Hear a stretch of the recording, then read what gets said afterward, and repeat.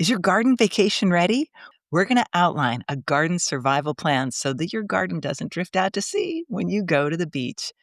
She's Marianne Wilburn. I'm Leslie Harris, and you are listening to The Garden Mixer.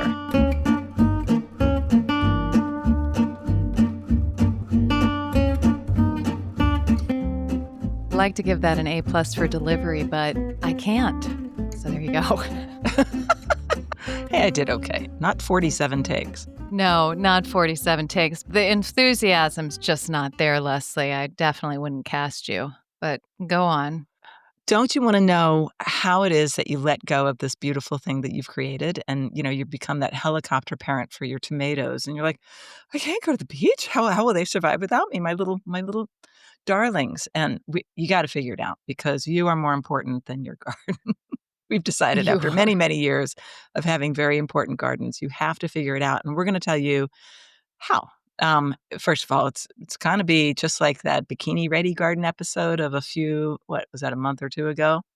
Where you're getting your garden bikini ready. Hopefully you are bikini ready or not, and who cares? But you're ready to let go of your garden because it really is at least partly mental, both of those things, getting your garden ready enough for you and making it so that, I'm gonna be okay. My plants are gonna be okay. Or if they're not, maybe I'm okay. But for the most part, we can help you. I'm okay. You're okay. Yeah, so okay. And we can make it so that you don't come back to That's right. a crispy wasteland of former plants. That's true. So your garden is less important than you are, or you are more important than your garden, is your thesis. Yeah. Your family members are less or more important than your garden. Pretty sure family comes before garden, but Not if you looked at my phone, you wouldn't think that. So my daughter was looking at my phone for a photo the other day. She's like, "Wow, you didn't take any photos of me while I was here. What is, gosh, there's nothing on your phone that's me or my brother or my dad. And what's all this heliopsis?" And she doesn't know what heliopsis is. I'm exaggerating, she but will. truly, She I do will. go on my phone and I think, there are a lot of plant pictures on here and not so many family pictures. But, I've been at this thing a long time, gardening and having a family. So, Yeah. Wow. You're suddenly bathed in beautiful light. What did you do? Did you start a new skin treatment? No, we're going to talk about that later in the show. She opened her windows. From last episode, we had a little bit of a clear up corner thing to do. It was a tools episode. I hope that you all, watchers and listeners, were able to go shopping. It does help us. Affiliate links. I mean, are those two bad words or just kind of skanky words? I don't know. Are they bad words? They're not. I think if you're letting people know, and there's certainly not anything that we've been asked to sell for anyone. And I think that's important. There's nothing that I'm going to promote simply because I've been asked to, or I feel like I should. And we're still waiting to be asked. So try us, but no, we wouldn't do that. Still waiting.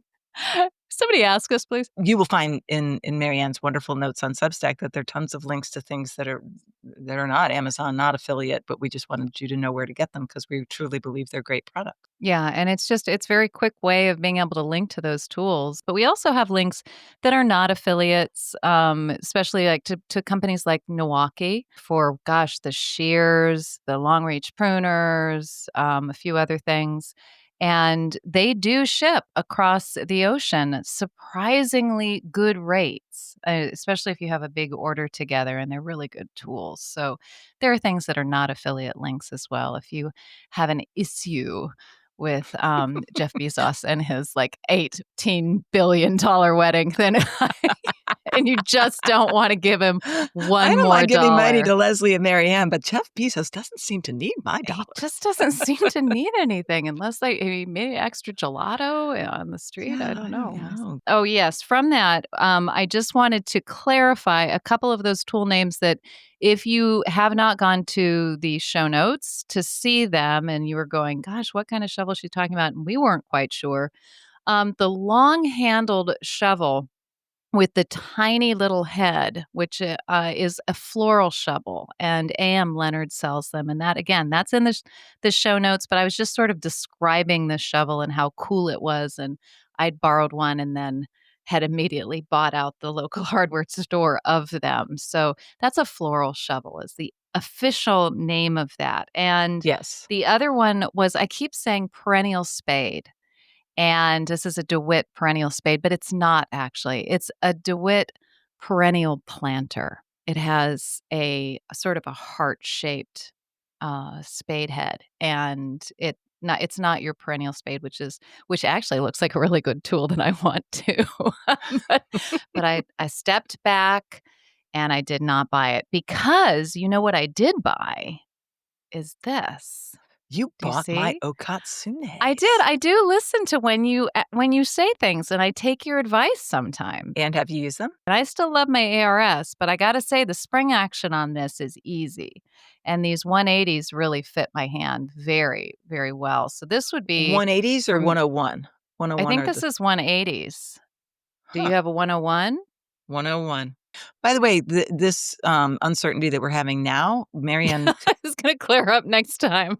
Yeah, Oh, but man. also, if you happen to go to YouTube, if you're a YouTube watcher, we by the time the episode drops on YouTube, it drops the same day as it drops on if you're just listening on Apple or Spotify or whatever, we're on Pandora and iHeart too.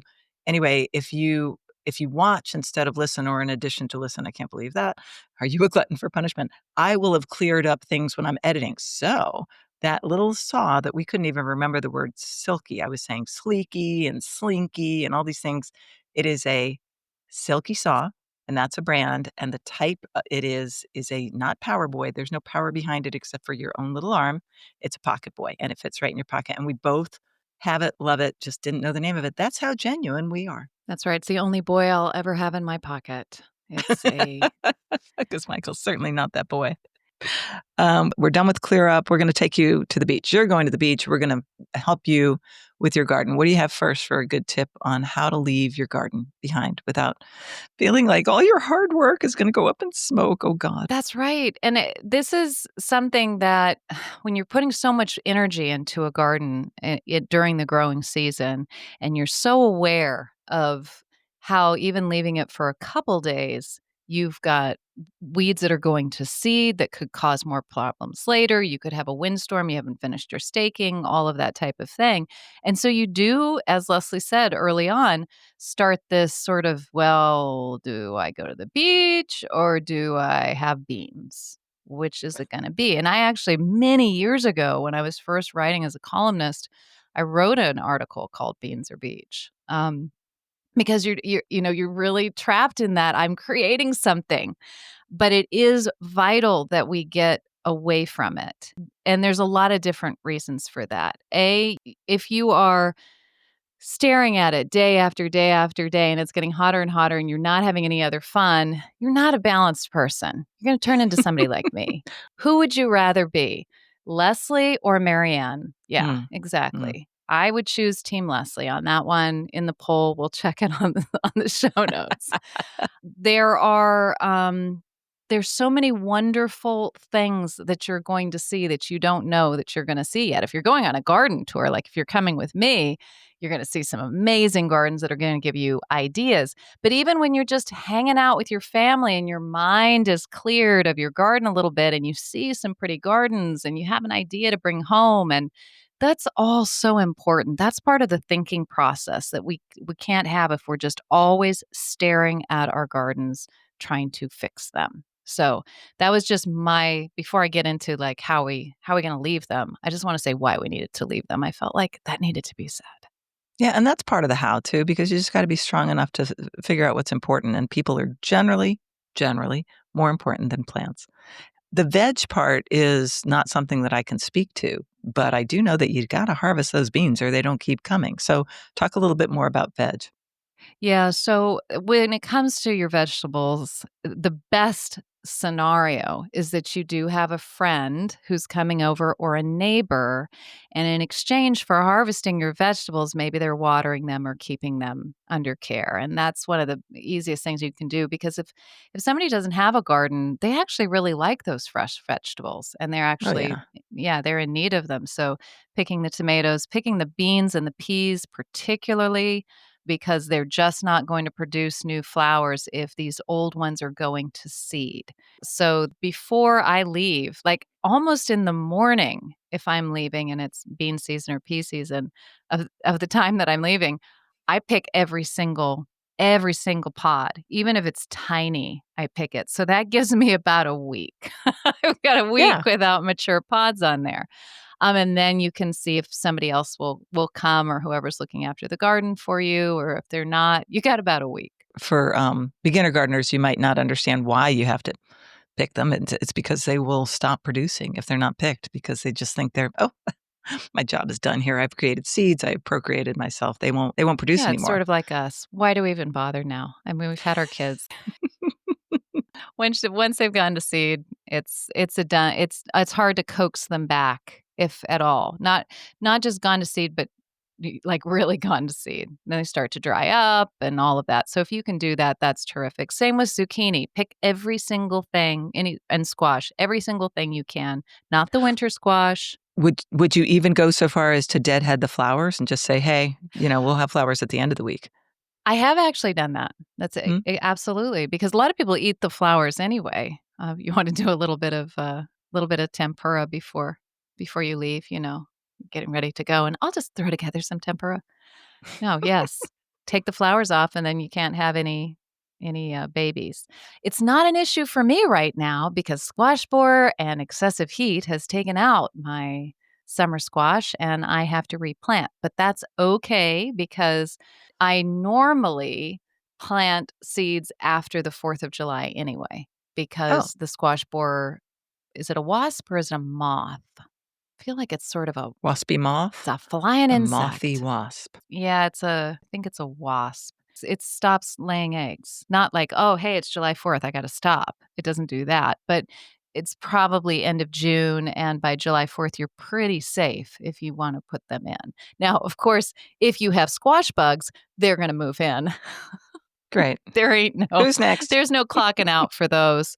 So, maybe some netting is a really good idea, if they weren't already in your soil. So many people grow tomatoes, including me. I am not, as you can tell, listeners, I am not much of a veg gardener, but I have on occasion, even at my new tiny garden, because of kitchen compost, I'll see a tomato seedling and say, oh, you're kind of in the right place. Yeah, go for it. I'll have some cherry tomatoes. Anything that Yeah. comes from seed is generally a cherry tomato, which is fun to just pop in your mouth when you're trying to do other garden chores. Wait. Hang on. Okay. Anything that Well, comes from seed is a cherry tomato, generally. It may be that the cherry tomatoes just seed themselves prolifically, and we only ever buy cherry tomatoes and because and that's you what's only easy. buy cherry tomatoes, so Yeah, so that's probably it. But would you, if you had a special tomato that you really want to enjoy, would you bother to knock the little flowers off of a tomato plant even? no, mm-mm. Yeah, it takes a little time for them to get going, and the reality is, like, even with the trusses of cherry tomatoes, I'm not gonna get to all of them anyway, and the plant does keep flowering, and it keeps going, so, no, I'm not gonna do that, but what I am going to do is I might do some preemptive, foliage trimming, because with Mhm. my tomatoes, because I live in a valley, and not only sunlight is pretty precious, but we have some pretty heavy air that gathers here and that encourages disease. And so I learned a long time ago from the success of a friend of mine to be taking off the bottom foliage very early on, so that you didn't get splash soil borne illnesses coming up from the soil. And any time I'd see any bit of yellow, it's out, it's gone, Yeah. and I'm cutting it off. I just went through them again today. So I leave the fruit. So by the time my tomatoes are high, I've got just sort of these branches with the fruit hanging off of them like testicles, or I probably can't say that again. Really? Is that what you're That's thinking? well, it's like they're the little aromas. I did think that today. I don't know why. Okay. I don't know. I have to neuter badgers soon. Maybe that's just on my Oh, mind. yeah, I poor little badger. Okay, His but time is coming.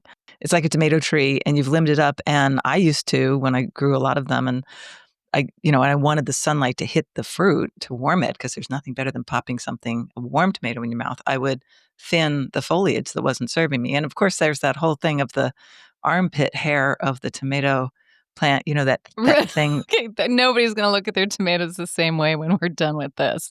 We are just working on an explicit rating, listeners, and it's important to us. So There is an armpit hair situation with tomatoes, and people who do that thing where they pinch out that piece that's not supposed to be there, and it's where the stalk and the branch come together. yes, It's like an upside down armpit hair. You got to take that away.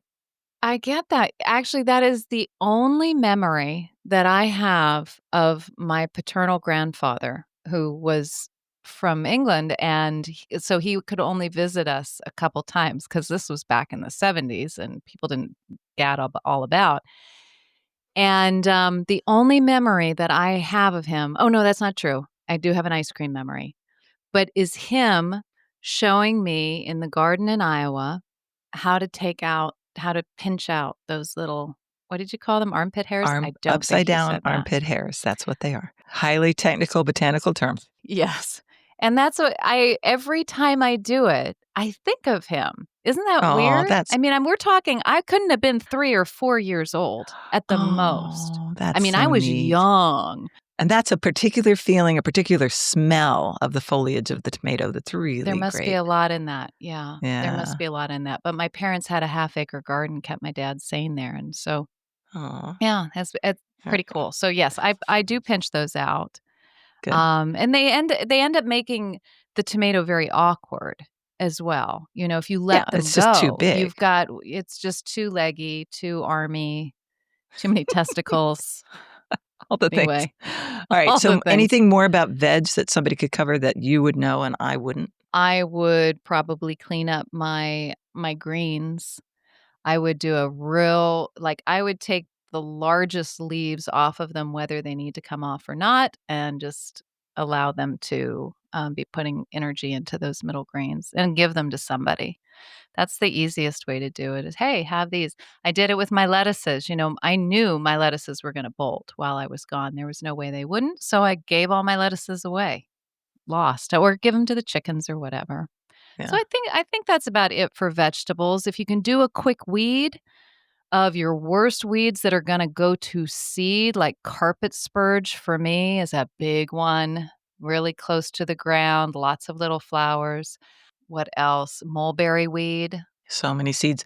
If those ones haven't gone to seed, or if there are other ones that you're not so afraid of that don't produce as many seeds, a handy thing to do that I used to do with tomatoes, particularly because they're such heavy feeders and they're very thirsty. And we're actually going to talk about this in a new section that we have for beginners only on YouTube. It's called The Very First Sip. And we're going to talk about tomato plants. Anyway, so if you're a beginner and you want some more beginner questions answered, it's an incredibly short thing that we're going to put on YouTube only. 3 minutes, and we're timing. Yeah, we've got an egg timer. Yeah. Oh, no, we don't have an egg timer, but we are going to get an egg timer. We will. Not in my It's our first big anymore. podcast expenditure, actually. Thank you for your donations, and we're buying an egg timer. We're just trying to put the money to good use. Yes. Back to an actual tip that could help you. If you're weeding and you're leaving, just leave your weeds in a little circle around these plants because unless they're full of seeds, because it's like a little compost pile right there that keeps the sun off the soil right by the plants. It's like that's mulch. That's a great idea. Oh, you sound so surprised. No, I think that's a great idea. It's sort of almost like chop and drop, right? Yeah. It's a little chop but and it's particularly useful as you're leaving town because nobody has to look at, oh, that's an ugly pile of weeds, in a circle around a plant that's actually forming a certain layer of mulch that will degrade probably in a week in this heat of the summer. So, yeah. As long as they are not filled with weeds. With seeds. Yeah, with seeds. With weeds, seeds. sorry. With seeds. Yeah. Very important. Sneaky little seeds. Sneaky little seeds. And irrigation in general. So this can go to veg and this can go to anything. What do you think? Wow. So irrigation is a undiscovered country for me still. I am still standing there with my little dram watering wand, # not an ad.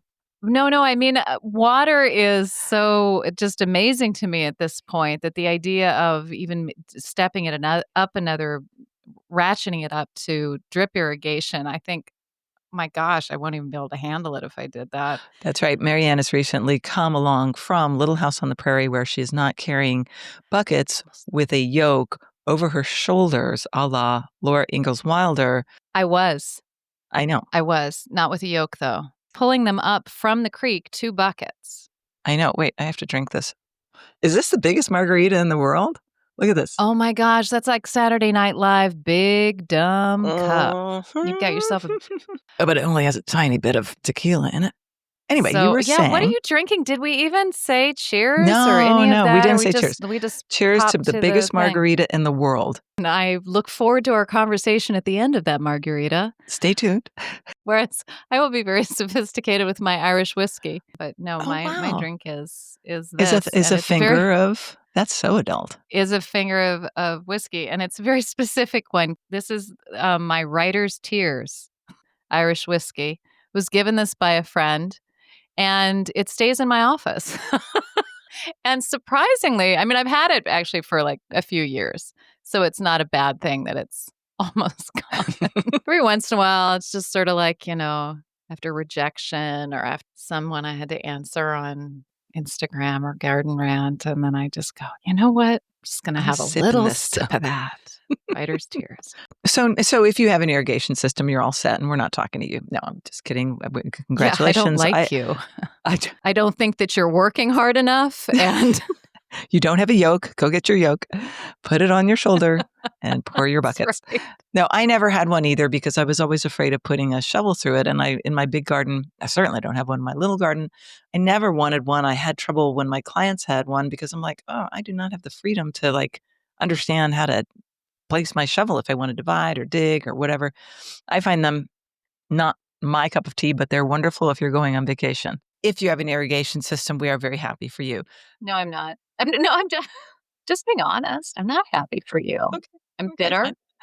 Right, but we're moving on because does that do anybody any good, Marianne? Would you like a little psychotherapy session? No, we're talking about gardening. So if you don't, you might want to lay out some of those soaker hoses that you can just buy on Amazon or at a big box store and make it so that that neighbor or child or friend can come over and do something very simple, like turn on a spigot and set a timer for themselves, run some errands, and come back and turn it off. Make sure they turn it off. You don't want to flood your basement.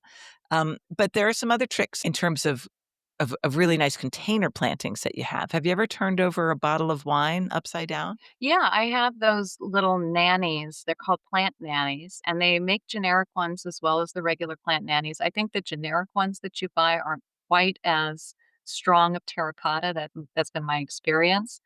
But a plant nanny is basically a terracotta arrow, what would you call it, that goes down into the soil and it's hollow, and then you put the bottle, and we use old fun bottles, like blue bottles or an old whiskey bottle that's interesting or that type of thing, and that goes upside Writer's down. tears. Writer's tears. No, Mike's, Lagavulin. He loves Lagavulin. That's a really pretty bottle.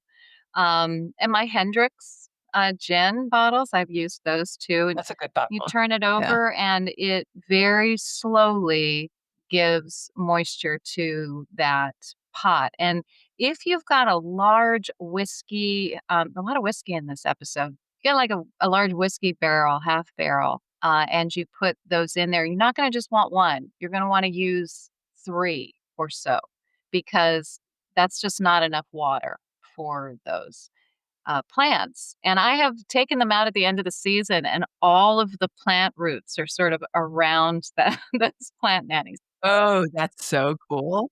You know that if you plant plants in a container, they're not in the earth. They're going to dry out faster because they're surrounded either by metal or plastic or terracotta. But if it's a very large container, they are not in the earth, and yet they are surrounded by more earth. So if it's a deeply planted, if it's Right. like I have one that's got some herbs in the top 12 inches, and then just soil because I emptied my compost pile into the bottom of it. That's going to keep its moisture better than tiny little pots as you go away. Another thing that you could do with containers is you can just simply move them. It's a full sun loving plant. Well, it's not going to get a suntan that week. You are. Right. So you're going to move that plant to a shady spot. You don't want to move it under cover I have to do something because I have a couple of favorite containers that don't have drainage. So I know that and I know how to water them. But when I have a friend come and water them, I stick little signs in them and it's the same sign. I think it's 3 or 4 pots that like, hey, this one is not going to need your water every time. Could you use the finger method and see if it actually needs water? Because if we drown this guy, it's going to be bad. I like this plant. So just be careful on that, but don't overwhelm your friend, teenager, or neighbor with too many instructions. So try to group your plants. Some containers can be moved, do it. Put all the the sun loving ones into the shade if you can. Some of them just can't be moved, in which case those are the ones that are hopefully going to get more attention from somebody else while you're at the beach. Right. And if you're starting perennials right now for next season, but you've got these little baby plants that are getting started, then you do want to group those by how much water they need and perhaps have them in trays that can hold water. So that it's easier for it to wick up with osmosis because they're not completely dried out. You don't want these little tiny baby plants to be like this all the time, which is not waving, it's wilting and standing back up again. Hi. Bye. I'm going to I'm heaven. going to heaven Bye. now. Oh, no, not yet. Okay. All right. I'm back. I'm really not feeling very good. Oh, here we go again. No, it weakens the plant. We don't want to do that. So that's a good way of doing it. I often use flags, those sort of pink or yellow or that they use for grading or marking things in the garden. And you can write on them with a Sharpie that just says dry, medium, or keep tray flooded. And I do this for my husband in the early spring if I'm leaving on a trip. So, That's a really good idea. yeah, and it's because it's hard. Watering, I think, is the hardest thing to communicate to somebody who's looking after your plants. Wouldn't you agree? Yeah, they don't know the plant. They don't know they may or may not be a gardener, but they might not know that plant, that drainage situation, and that heart and soul that you put into that plant. I would be sad if I lost a plant. I would be very sad if I lost a couple of different plants. There's one that is it cost me a lot of money. I've kept it alive. I remember I was with a very good horticulturist who saw me buy it at Speaking of Gardening when I watched you and Scott speak a couple summers ago. And Carol Weiss looked at that plant as some sort of Piscean, and she goes, "I've killed that 3 or 4 times." And I'm like, "Ooh, game on. Like, I'm gonna try to keep this alive." And I read the directions, and I'm like, "Oh, I see. You never water this sucker. Never." Never gets water. And it is still alive. But to people who are looking after your plants, it's a plant, it needs water. If something's wrong, it needs water. That's just the way that people think and who don't work with plants. And so the answer is always more water, which it's not like Yeah. more cowbell. It's not always more cowbell.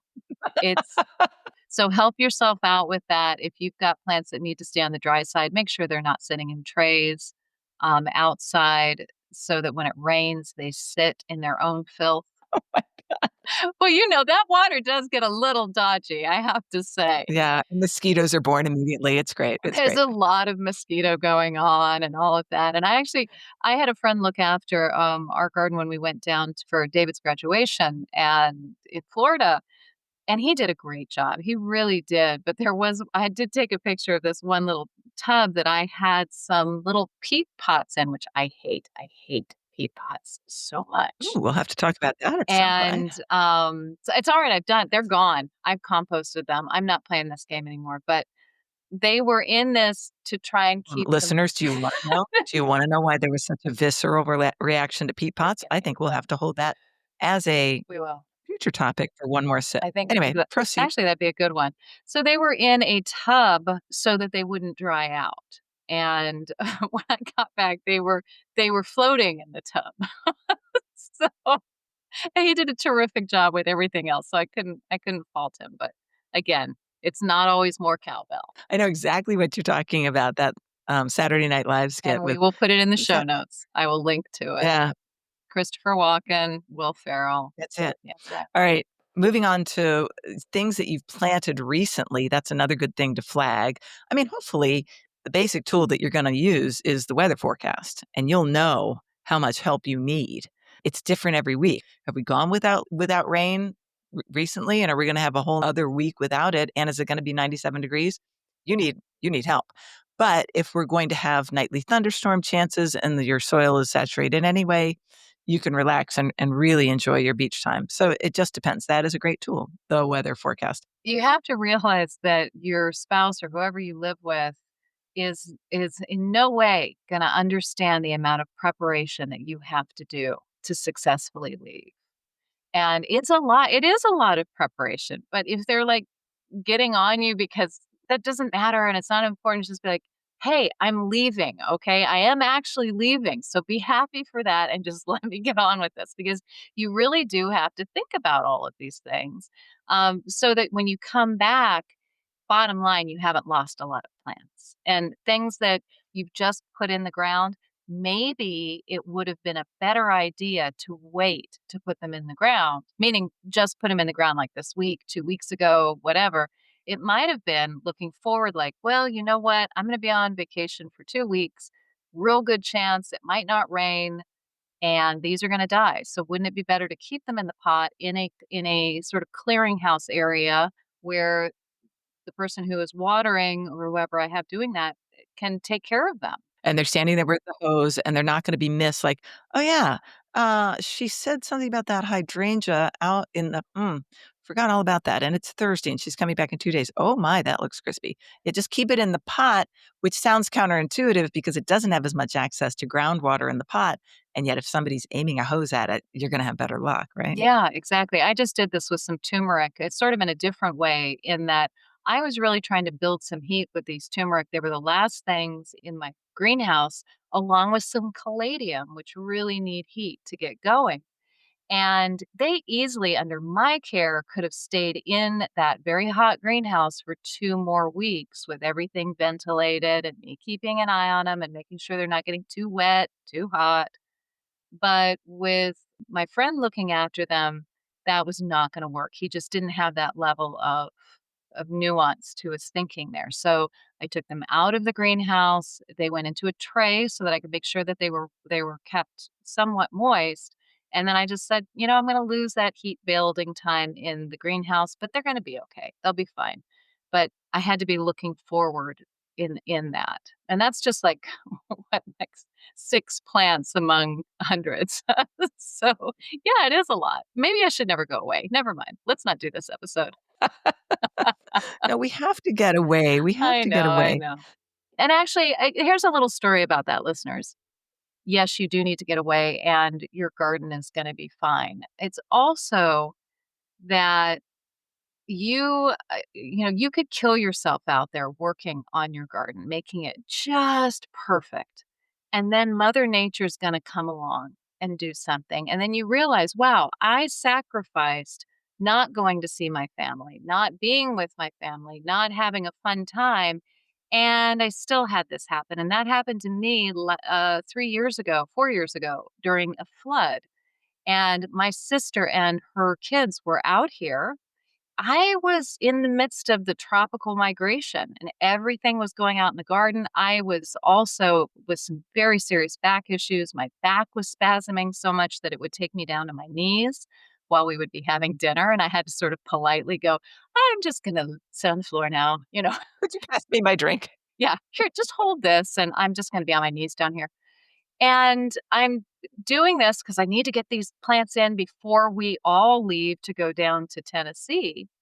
And that's great, except we had a massive flood about 2 days later that took out all of those plants that I just planted and more. And I realized, I just made a sacrifice of time with my family that it was worth nothing. It was pointless to do that. It was silly to do that. And I should have been focused more on the family because the garden can wait. So I try and remember that when I am sort of getting so worked up into what I've got to get done and what has to happen, that these precious moments that you have with like your 2 year old or your 2 year old grandchild or your husband or your wife or what have you, those are important and they're more important than a garden that's going to come and go every year and possibly be taken out. By a flood. Yeah, that's good advice. And, listeners, we do put out a podcast every other week that you may or may not be listening to that you can access on Substack. And from the 4th of July, we actually did an entire episode on freedom, independence. It was Independence Day, independence from your garden. And there's nothing we love more than gardening. And yet, Marianne's story and some other things that we talk about in that little mini podcast, One More Sip of the Garden Mixer, it's important to know where you can take some things off of your plate and not do them quite as well all the time, because perfectionism is rarely a trait that we want to chase after. Yeah. Things like we talked about different things like pot washing. It was that type of thing. So it's actually a really great episode. It's available to our paid subscribers, our little mixer circle that we've got going, which is just, it's growing and it's exciting. Accessible on Substack if you want to check it out. It's on Substack. Independence from your garden. Yeah. Yeah, and if you've been at this gardening lark for enough years, undisclosed, on this planet, then you realize there are a lot of things that you don't have to do. You just got to know what they are in case it all goes pear-shaped and you need to figure out what you did wrong. But that was a great episode. We talked about containers. Can we talk about annuals in general, whether they're in the ground or in the pots? Yeah. So annuals are your little guys that just want to flower all summer for you and you love them. What I do when I'm getting ready to go on a vacation is and actually this is for perennials too, but especially for annuals, I will shear the annuals down a third or maybe even a half. So I had some really cute window boxes out in front of my house when I gardened on Minor Road, and I would just literally take the shears and so, yeah, half of you are gone. So they look terrible. I mean, I've just sheared off the tops of plants, but I'm going on vacation, so I do not care. And by the time I come back, it's fresh new growth. And you can do that for some perennials too. The next One More Sip episode that you can access on Substack, we're actually going to go into detail about deadheading, pre-pruning, Chelsea chop, all that sort of thing. Do you do that when you're getting ready to go on vacation? Oh, yeah, because it's a very selfish move, actually. It's a smart move. It's a bit of selfish, like, I just wanna look at this and now I'm leaving and going away, and everybody else can see it ugly, and meanwhile, it can it can get itself going again. Yes, I very much do that with, my Amsonia taburnae montana. Mine needs a chop down to the ground after it's finished flowering because I don't live in a full sun situation. And so it's a great plant, but once it starts putting those seeds on those flowers, it flops and it opens up. And so it is a much tighter plant, but it has to go through about a week or two of ugly before it can get to being these little cushions that get bigger and bigger. And I cut all of those back. And so I only had to deal with maybe like 2 days of ugly at the most, and then it's coming back, and it was great. There's lots of things. The Chelsea chopping, that's a great thing to do just before you go on vacation. Chelsea chopping, and we're gonna talk about this on One More Sip, but, I actually over Chelsea chopped this year a little bit with my Veronicastrum. Yeah, it's a Yeah. little lower than I wanted it to be. It's flowering now, and I'm like, "You should be taller. You're fine, but, Anyway, we'll talk about that on One More Sip. If you have individual flowers that you don't want to chop and you have more time and you want to reward that neighbor, friend, spouse who is going to be watering for you, then make a nice bouquet. Cut every flower that's only even in bud. Yeah. Get rid of them because when you come back, they will be, this is the time of year when things are really happening fast and you will come back to flowers or at least buds. And so you're going to have that beauty, fresh beauty by the time you get back from the beach. Yeah, for most plants, I mean, can you think of any off the top of your head where you take that flower off, you're not getting another? I mean, anything that sets its flowers the season before, that's a shrub, a peony. I mean, obviously, we're way past peony season. Astilbes are still blooming where I am, and that's the same thing. It just has that one flower. If you take it away, ain't no more action. Right. So there are some. So you could do just a little bit of research and see, but sometimes the research, listeners, is just doing it and then being disappointed or being elated. And that's your research. You found out in your own garden, and those are the things that stick with you later. You remember them with the aid of shame. Shame is a great teacher. Shame Very is, strong yes, emotion. Professor Shame. Sticks in your head. So then in terms of lawn and just neat and all that sort of thing, I mean, you're kind of, if you have a windstorm, it's going to be messy. You should mow your lawn right before you leave, of Oh, course. yeah. Cleaning up your edges, leave it as clean as you can. You're going to come back to messy, but at least you're not going to come back to a jungle. So anything that you can do. That like edging, if you're dealing with what I'm dealing with in my path, which is basically just a green swath of weeds that I cannot wait to get out of there and make gravel. What is that, a fall project? Is that you're doing in the fall? Please don't do it in the heat of summer. You could Oh, I die, and then really what would I do? actually wanna do it now because I finished the pond and I just want to get the stupid grass gone. Because it's not grass. It's grass, but it's not the grass I want, and it's just a lot of things like creeping Charlie and crabgrass and goosegrass that are still stoloniferous and are moving into the beds. They're just sitting there going, "Oh, you beat me back a little bit here. I come again." Even artemisia, for God's sake. There's artemisia that I have managed to keep the aficionados that I've managed to keep out of my beds that I've not kept out, but I have gotten on top of in my beds, but it's still growing at like an inch or 2 inches on the paths. And without like going around with a weed killer or selectively weeding my paths, which sounds awful and I'm never going to do. I just want them out of there. So, what was my point? There was one. What indeed. Oh, I know. That if you've got those kind of weeds, the kind that are stoloniferous and they're moving into your beds, you really should edge those beds before you leave because those are going to make their way into your beds while you're gone. Yeah, I've been away from my tiny garden for a month now, and nobody gardens there except for me, so I did the best I could before I left, but, my lawn consists of, what do you call that stuff? Wiregrass. I don't know the botanical name for it, but those roots can go down, 18 inches or so, and so they jump, over my clean edge, and they end up next to my, salvia, Wait a minute. You've and, been gone for 4 weeks while I've been sweating in the hot Virginia sun? What is up with that? I was chasing a golf ball in Scotland. I had to Oh, wear, like, 4 layers, actually. oh Yeah, man, I have got to I did seriously that for rethink my life choices. I don't know if you wanna play the old course in 25-mile-an-hour sustained winds either, but at least I wasn't hot. She's All thinking right, about I'm it. thinking. I'm thinking. Okay, I'm sorry. I interrupted you.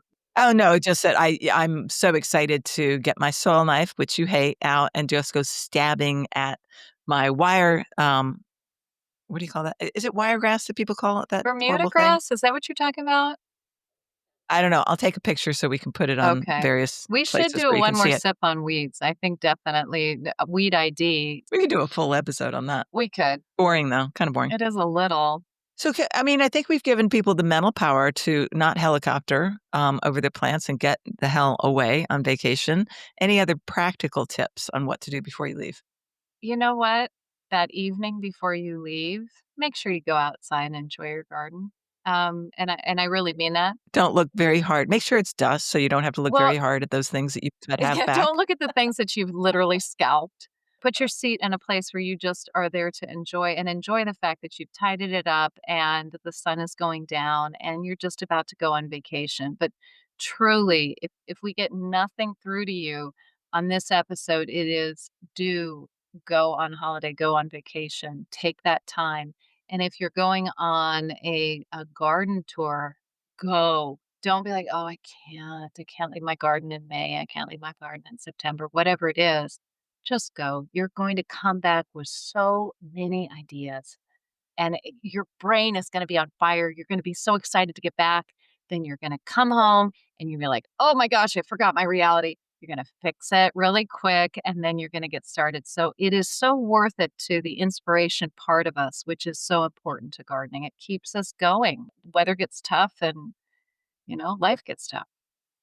And that's not even to mention, in that particular point, the people aspect. Oh, And right, the the people people. might be on your garden trip. I cannot wait to go to Cornwall with you in I September. know, I'm very excited. September's a great month in the garden that's hard to miss, and I think for a lot of people, that's part of it. You wanna see your roses blooming, you wanna see your chrysanthemums, whatever it is that you put time into, but they'll probably be there next year unless they get rose rosette disease like mine just did, and you'll be okay, and truly, you're gonna be okay. Yeah, It's worth it to go. yeah, yeah. You can get your garden vacation ready. That's right. So how about, Damn, I Wish I Planted That? Oh, What do you got going on for yes. that? All right. So this week for where are we? Mid-July, right?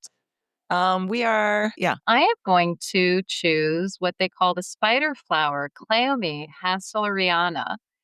And this is a very, very cool annual that is extremely vigorous and really does bring a lot of color to the mid to late summer and fall garden. It's a really terrific annual. Now, as with all annuals, less is actually more. You've got to edit it because once you start throwing seed, depending on where you are, you can throw seed in the fall or in the summer like it would normally seed if you were zone 7 or so, or even 6, I bet. Or you can throw it in the early spring and it will germinate as soon as temperatures get warm. So it's not going to germinate immediately. You're going to see it germinating sort of beginning of June, end of May. It is a leaf that looks like cannabis, and your neighbors are going to think it's cannabis, but you are going to tell your neighbors it's not cannabis. It's not. Did I just tell you that, that grew a lot in my garden in Greenwich, and one time when my son was packing up to go to the Naval Academy, he's like, "Hey, mom, just for laughs, could I, like, pot one of those up and take it with me just to have as a house plant in the yard? I think it would be so funny for, my superior officers to think what I'm growing, and I can tell them it's cleome." And I said, "Yeah, no, you can't do No, that." let's not ruin your military career. And I have a friend in one of the garden clubs that I'm part of here in DC who had it in his DC garden, and his neighbor would come by and say, "I know what you're growing.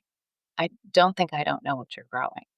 It's like, "I'm not How growing would he what you respond? think." Like, "Yeah, don't tell anybody." Yeah, it's not what you think it is. No, I know what it is. So, it because it's a palmate leaf with 7 leaflets. Is that how to say that? Maybe, I'm a little fuzzy on that. Clear corner. Anyway, it's a palmate leaf, and it's not serrated like cannabis, but it has a very resinous scent. So, that's, something to think about. Some people love it, some people hate it. Here's the thing, though. This thing blooms its flipping head off from the time that it starts to get about, uh maybe 2 feet tall, and you don't have to deadhead it because the flowers are just being created in these racemes on top of each other, and the seeds are being formed below, and so by the time you're done, the whole spider flower comes in that it looks like a spider with all these legs coming off. The thing you need to worry about with this, besides the fact that your neighbors think you've got a pot farm, is that it has prickles on it, it has thorns on it up underneath the leaf. So this isn't something that even though you do need to edit and you're going to pull it out, as you're thinking about it, you need to have gloves on because it is it's Especially for a mature plant. oh yeah. A baby plant, you won't notice it, but a mature plant, you're like, "What the hell just bit me?" Yeah. It's But serious. it really is it couldn't be easier to grow just throwing those seeds. Just make sure at least in the beginning, that you throw the seeds of the color that you want because it's going to be prolific. And if you put, like I have, a whole bunch of pink in your yard because you didn't really think that it was going to take, and then it takes, then you've got pink and you really want white and purple because I'm sorry, punctilious like I am. It's going to be hard to, to sort of pull them all out because it seeds up the yin yang. Once you have it, you have it. It's a lot of color for the late summer, for the midsummer, late summer, and a lot of easy color. You hardly have to do anything. It's a wonderful plant, and, it's a great plant for kids too because the seed heads they become these little rolled up, almost like immature beans, and you roll them in your fingers, and it just goes boing, and the seeds go It's everywhere. true. So you watch out, they wouldn't probably self-sow in your current messy green paths, which are not grass, not what you want, and you're gonna change it out. That plant will love your gravel paths. It Oh, will yeah. Oh, no, love I'm your under gravel. no illusion that my gravel paths are going to be anything other than seed beds, but that's what my scuffle hoe is for. And I can't do that with my grass paths. That's the problem. So I am just trying to irritate you, and my damn, I wish I planted that is Phlox paniculata, which is an easy one. Honestly, I remember not being a gardener and going to visit my mother-in-law's wonderful garden in Western New York State. We went in July and August, and it was just so many flowers.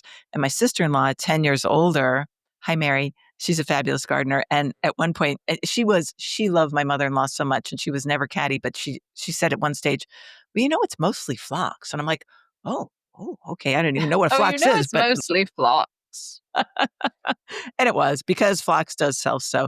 Phlox paniculata, one day we should do a quick, very first sip perhaps on the types of phlox, but phlox paniculata Yeah, that's a is good one. known as garden phlox. There's the early subulata, there's the divericata, which I once hilariously get referred to in a nursery. Excuse me, do you have the phlox diverticulitis?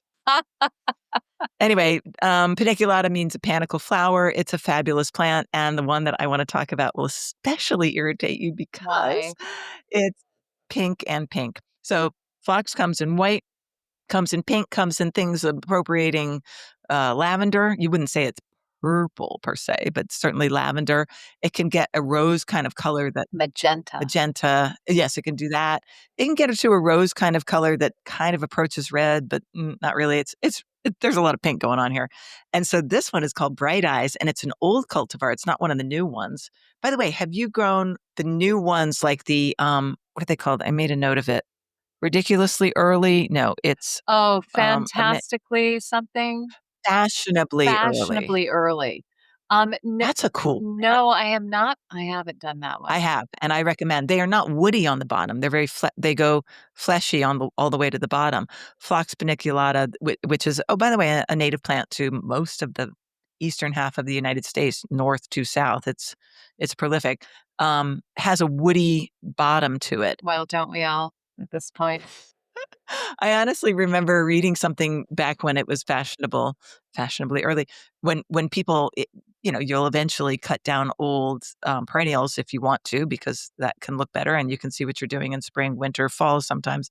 But if you don't cut those woody bits all the way down to the ground, your ankle will bleed. They can stab you. Oh, yeah. I have a friend, John Boggin, who was he was impaled, emergency room impaled by a left stem from a Tetrapanax papyrifera.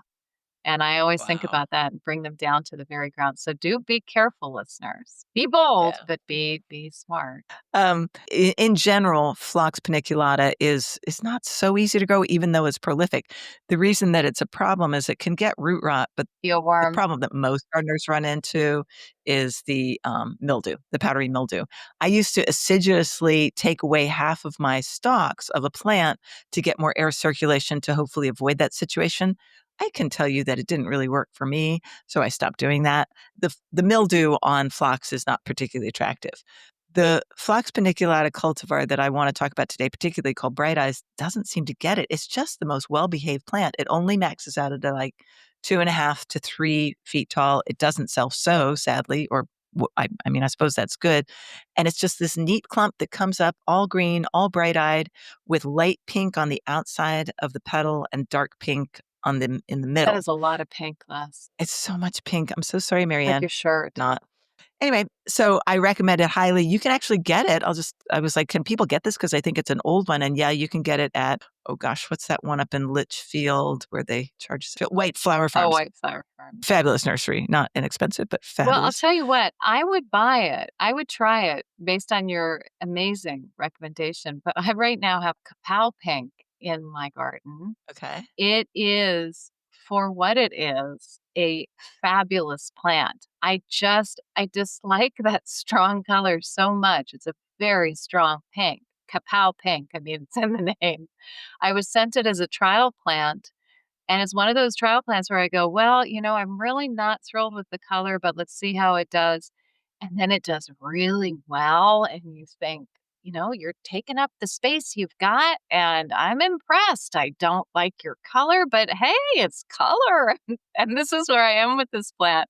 And there's so many people who would love this color because it's not magenta, it's just really pink. Bubblegum. It's Is it a bubblegum pink. bubblegum? Yeah, that's a good thing for it.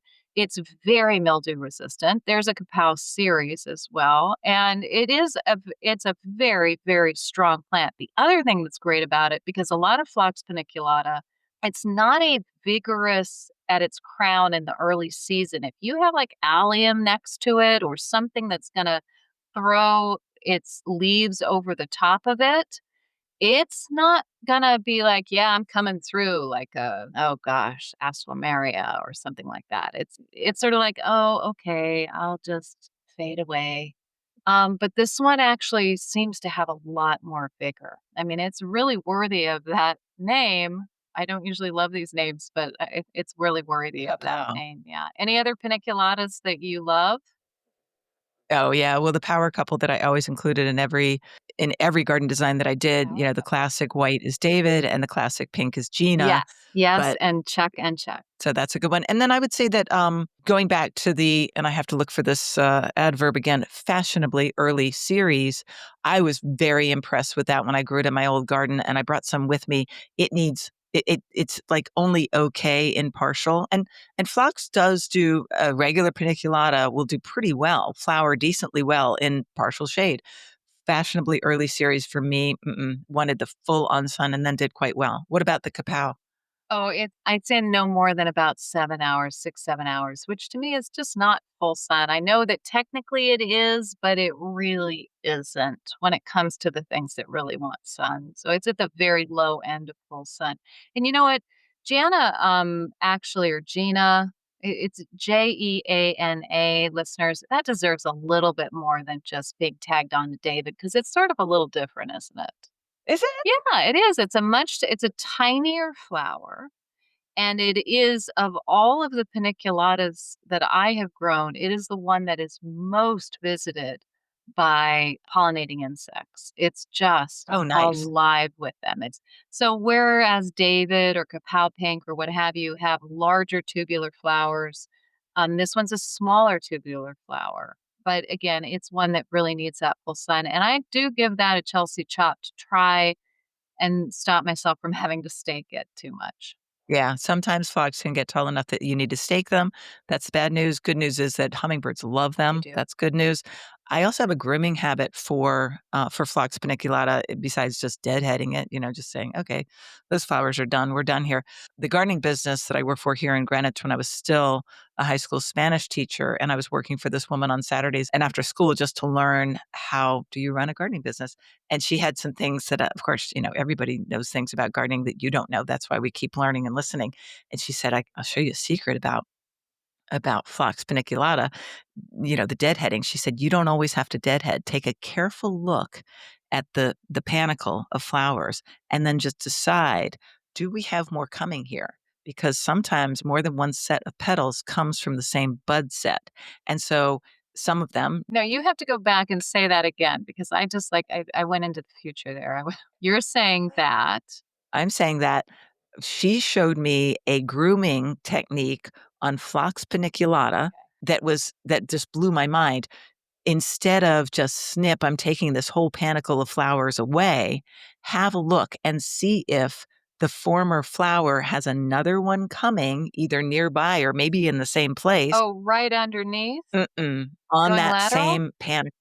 On the same panicle. So Oh. so here, I'm holding my hands in a teepee. Of course, there are laterals coming up, and if the top teepee, the top panicle is done, and those little buds are turning brown, and you're done, you're done. But if there's that dringly effect of browning petals, Uh-huh. wipe them away and have a look because there might be more petals to come on that same one. Oh, that's fascinating. Now I'm gonna be really looking at mine with, different eyes. Yeah, that's Yeah, interesting. have a look at that. Okay. I mean, right there, that's worth the price of admission. Thank you, Leslie Harris. And speaking of which, why wouldn't you become a paid subscriber to the Garden Mixer? I mean, I know we're giving you this to you for free, but there's one more sip so you can hear us talk about deadheading and all of that sort of wonderful thing. And it's like $1 an episode or something ridiculous. It's $4 a month. Come on. Be a part of the mix. Subscribe, and we really appreciate it. And I hope you all go on vacation. Don't forget to look for us on YouTube, and please subscribe to our YouTube channel. It is The Garden Mixer. And even more importantly, go to Substack and sign up there, and that way you can get one more sip and the newsletter right into your mailbox. And And yeah, yeah, and while you're on vacation, you can listen to our back episodes. Won't that be fun? Yeah. absolutely. Yeah. All right. Thanks for listening, everybody. All right. I didn't do my tagline, damn it, that you hate. We're going to have a meeting on this tagline. I don't like it.